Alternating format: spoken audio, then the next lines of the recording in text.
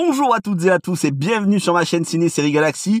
Et avant toute chose, merci à tous les nouveaux abonnés qui ont permis à la chaîne d'atteindre les 2600 abonnés pour cette 999e vidéo. Pas d'adaptation de jeux vidéo aujourd'hui, mais de l'Heroic Fantasy, mon genre de prédilection. Et aujourd'hui, je vous parle de Masters of the Universe Révolution, sorti il y a à peine quelques jours, le 25 janvier, sur Netflix. Alors, petit retour en arrière, en 2021, Kevin Smith signe avec Mattel et Netflix pour remettre la série Les Maîtres de l'Univers, série de notre enfance des années 80, sur le devant de la scène. Il nous sort Master of the Universe Révélation en 2 parties de 5 épisodes chacune, 10 épisodes au total, suite de la série originale des années 80. Et même si certains, de mauvaise foi, critiquent violemment la série en l'accusant de déconstruire Musclor, voilà, les mêmes qui en général crient au wokisme à tout va sans aucune nuance juste pour faire le buzz, les mêmes en général qui trouvent du wokisme dans les anneaux de pouvoir alors qu'il n'y en a pas. Bref, Master of the Universe, malgré ses critiques de mauvaise foi, Révélation est une franche réussite artistique et visuelle. Les personnages y sont sublimés, l'action frénétique, l'épique est constant et la fantaisie laisse rêveur dans cette fantaisie qu'on aimerait retrouver plus souvent, véritable hommage à la fantaisie des années 70, 80, 90. Les Maîtres de l'Univers Révolution dont nous allons parler aujourd'hui en est la suite directe. La vidéo est 100% spoilers, il est fortement recommandé d'avoir vu Les Maîtres de l'Univers Révélation, les 10 épisodes avant de regarder la série et avant de regarder cette vidéo. Donc, nous retrouvons Adam, alias Musclor, plus amoureux de Tila que jamais. Tila, devenue la nouvelle sorcière d'Eternia. Skeletor, vaincu précédemment, fait lui aussi son retour, manipulé par Motherboard, carte mère, est devenu mi-sorcier, mi-androïde.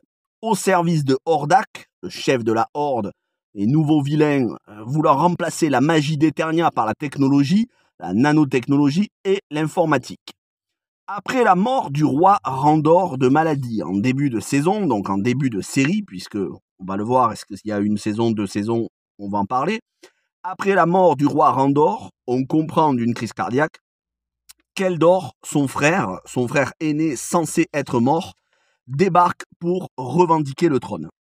Pendant ce temps, Tila essaye de recréer Préternia, le paradis, pour que les âmes des héros, dont celle du roi, n'errent pas à tout jamais et soient perdues, mais au contraire retrouvent la paix. Elle va pour cela devoir accepter l'aide de Démonia, qui est devenue une alliée et qui cherche la rédemption, à la fin de la série précédente, Révélation. Musclor, quant à lui, va être confronté à un choix difficile, céder le trône à son oncle, Keldor, ou bien continuer de défendre Eternia de la Horde en tant que Musclor, ou bien renoncer à être Musclor et devenir le roi. Et alors que la situation est déjà assez compliquée de toutes parts, une révélation concernant les origines de Skeletor va venir rabattre toutes les cartes. Heureusement, tous les amis d'Adam, Tila, Kringer, Orko, Andra, Duncan et la reine Marlena vont l'épauler. Disons-le tout de suite, c'est grandiose. À l'exception du final en demi-teinte, mais qui n'enlève rien à l'épique de la saison, et quand je parle du final, c'est les 5 dernières minutes. Malgré tout, on va d'abord se pencher sur les points positifs. L'animation tout d'abord qui est sublime, entre les artworks dont on dirait qu'ils sont peints à l'aquarelle, façon années 80, l'animation, toujours aussi belle que la saison précédente, Révélation, c'est de toute beauté. Les FX, les effets spéciaux, ça pète au niveau des couleurs, on en prend plein les yeux pour notre plus grand bonheur. Les environnements sont variés, les armures et les costumes, en particulier ceux dans le dernier épisode, sont ultra stylés. Quant au niveau du rythme, il se passe plus de choses en 5 épisodes de 25 minutes que dans tous les films du MCU depuis Avengers Endgame, post-Avengers Endgame. Ici, on ne traîne pas en parlotte inutile, ça regorge d'action, ça ne délaisse pas la psychologie et les sentiments des personnages, que ce soit Adam et son père, leur relation, Adam et Tila qui ont du mal à s'avouer leurs sentiments par pudeur, la détresse et la faiblesse mentale et psychologique de Skeletor, traité par Hordak comme un bouffon, sa frustration, son sentiment d'infériorité, son envie de vengeance, sa jalousie, mais aussi la quête de rédemption de Démonia, un des persos les plus intéressants. Bref, C'est parfaitement équilibré entre action et réflexion, combat ultra bourrin et subtilité des sentiments.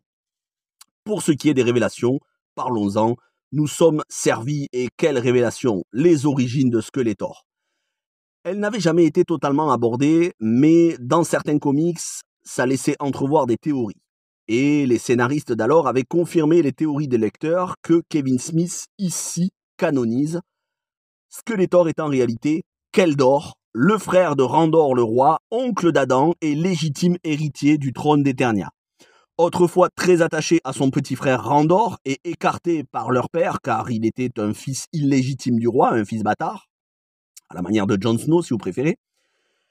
Il s'est exilé mais il est tombé dans les griffes de Hordak, le chef de la Horde, qui lui a fait convoiter le bâton du chaos, pouvoir qu'il a défiguré et fait devenir Skeletor, sa mémoire ayant été effacée. Mais dans cette saison, il va finir par se souvenir de son passé suite à une confrontation avec Cartemer, Motherboard, et Hordak, et il va les détruire tous les deux avant d'être vaincu, bien évidemment, au final par Adam avec l'aide de Tila et de tous ses amis.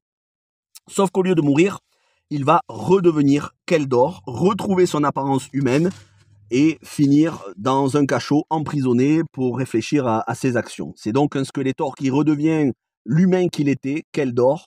Énorme rebondissement scénaristique pour le méchant de la série et son histoire n'est pas terminée. Il aura très certainement un rôle à jouer dans une éventuelle suite. La musique, signée encore une fois par Bear McCreary, est épique à souhait. Bear McCreary qui décidément excelle lorsqu'il s'agit de fantasy. On lui doit la chef-d'œuvresque BO de Rings of Power, les Anneaux de Pouvoir, qui est franchement une bande originale. En tout cas, si ce n'est pas à la hauteur des films de Peter Jackson et de la bande originale de Howard Shore qui s'en rapproche fortement. Et enfin, revenons à Master of the Universe, le final. Le final, enfin, rarement un final de saison m'aura autant réjoui et déçu. Après plus de 20 minutes de combat ultra cheaté à base d'upgrade d'armure, de pouvoir, d'union, de fusion entre Musclor et Tila dont on ressent la surpuissance, la saison aurait pu se terminer comme ça en beauté. Sans reproche. Malheureusement, Kevin Smith a décidé d'y mettre de la politique avec Adam qui dissout la monarchie pour offrir le pouvoir au peuple. Apologie de la démocratie dont je me serais bien passé, honnêtement. La démocratie, c'est pas non plus la panacée. On a assez de politique dans notre monde réel tous les jours aux infos pour en plus se faire bourrer le crâne dans une série. Surtout que, malheureusement, voilà, c'est fait de manière assez grossière, sans subtilité. Et donc, marre de ces balivernes dans les séries. C'est un écueil dans lequel même Game of Thrones n'était pas tombé dans sa dernière saison, et heureusement d'ailleurs, malgré les défauts qu'il y avait dans la dernière saison 8 de Game of Thrones, ça restait quand même une monarchie. Mais c'est normal, dans les récits de fantasy, c'est toujours des monarchies, que ce soit les RPG, les JRPG, les RPG japonais, ou de manière générale la fantasy et la dark fantasy, c'est pas des leçons de démocratie. Et tant mieux d'ailleurs, parce que c'est de la fiction et c'est du médiéval. Certes, c'est un mini gâchis, c'est une petite entaille, mais malgré tout, ne soyons pas de mauvaise foi, ça ne dure que quelques instants et ça ne saurait faire oublier toutes les qualités de cette formidable saison. Alors, maintenant, la suite. Révolution n'a pas été conçue comme une première partie, mais comme une mini-série. Pour autant, il y aura très probablement une suite qui portera un autre sous-titre après Révélation et Révolution, puisque dans la scène post-générique, on a deux scènes qui sont importantes. Une concernant Démonia, qui maintenant qu'elle a trouvé la rédemption, est élevée au rang de gardien de l'univers d'Eternia, Préternia, Subternia. Et la deuxième, eh bien, c'est tout simplement Hordak, qui n'est pas mort. Il est dans le coma suite à son affrontement avec Skeletor, il s'est fait planter. Et un nouveau personnage très important fait son entrée, une entrée mystérieuse puisqu'on ne voit pas le visage, on n'entend que la voix. Ça devrait être certainement Adora, alias She-Ra. Et là, ça fait très plaisir. Et en même temps, il y a des craintes parce qu'il faut espérer que le développement de ce personnage ne soit pas le même que dans la série animée 2018. She-Ra et les princesses au pouvoir, qui était une bousasse. Alors là, pour le coup, on peut parler de wokisme puisque C'était l'apologie du militantisme LGBT avec une She-Ra lesbienne, ça partait complètement en sucette. Et en plus, la série se revendiquait de cette espèce d'inclusivité. Et il faudra espérer que Kevin Smith continue comme il l'a fait sur ces 2 séries et qui nous livre quelque chose qui soit beaucoup plus fidèle aux origines de She-Ra, qui est normalement la sœur de Adam et femme la plus puissante de l'univers, c'est l'alter ego de son frère. On verra bien ce qu'il en sera en l'état, les bases sont là, ça donne extrêmement envie pour la suite. Moi j'ai eu plaisir à regarder la série, j'ai eu plaisir à vous en parler.